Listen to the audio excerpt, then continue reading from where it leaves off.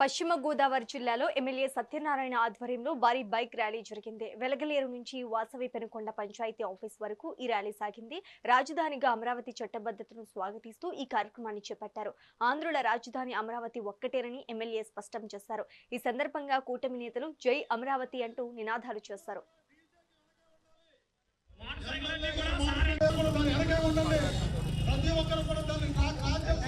జై అమరావతి, జై జై అమరావతి, జై అమరావతి, జై జై అమరావతి, ఆంధ్రుల రాజధాని అమరావతి, ఆంధ్రుల కళల రాజధాని అమరావతి, అమరావతి. జై ముందుకెళ్ళొద్దు. అందరూ కూడా జై జై అమరావతి, జై అమరావతి, జై జై అమరావతి. జై అమరావతి. ఇంకా ఎక్కువ కావాల్సి వస్తుంది రాజధానికి చెప్పడం జరిగింది.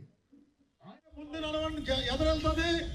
ఆంధ్రప్రదేశ్ యొక్క అవతరణ 2014 జూన్ 2వ తారీఖున డిక్లేర్ చేసుకుంటే తదుపరి జరిగిన చట్టసభలో ఆంధ్రప్రదేశ్ ఆంధ్ర రాష్ట్ర శాసనసభలో అమరావతిని రాజధానిగా అధికార పార్టీ అయిన ఆనాడు తెలుగుదేశం పార్టీ, ఆనాడు ప్రతిపక్ష పార్టీగా ఉన్న వైఎస్ఆర్ పార్టీ ఏకగ్రీవ తీర్మానంతో అమరావతిని రాజధానిగా చేసుకుంటే దాన్ని అభివృద్ధి చేస్తున్న క్రమంలో సుమారు 33,000 ఎకరాలు రైతులు భాగస్వామిగా రూపాయి కూడా తీసుకోకుండా ఆనాడు ముఖ్యమంత్రి చంద్రబాబు నాయుడు గారి యొక్క అభ్యర్థనని అర్థం చేసుకుని సహకరించి ఆనాడు రైతులు ఇచ్చిన భూమి ద్వారా రాజధానిని అభివృద్ధి చేస్తున్న క్రమంలో అక్కడ ఒక రాజధాని కట్టుకున్నాం, ఒక న్యాయ వ్యవస్థ అయిన హైకోర్టును నిర్మించుకున్నాం. వివిధ సెంట్రల్ గవర్నమెంట్ యొక్క విభాగాలు కూడా ఆంధ్రప్రదేశ్ రాష్ట్రం అమరావతికి వచ్చాయి.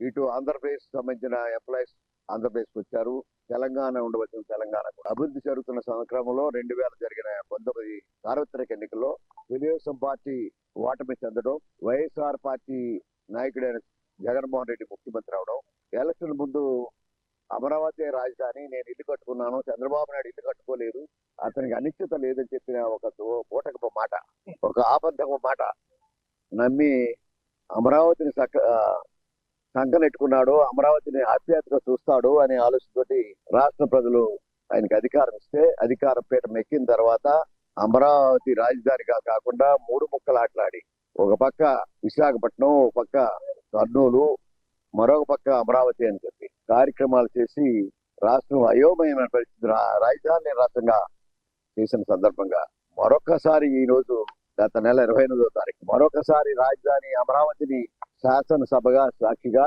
మరొకసారి తీర్మానం చేసి ఒక దుర్మార్గమైన ప్రజలను తీసుకురావాల్సిన పరిస్థితి అధికార పార్టీ తెలుగుదేశం పార్టీ. ఆంధ్రప్రదేశ్ యొక్క అవతరణ 2014 జూన్ 2వ తారీఖున డిక్లేర్ చేసుకుంటే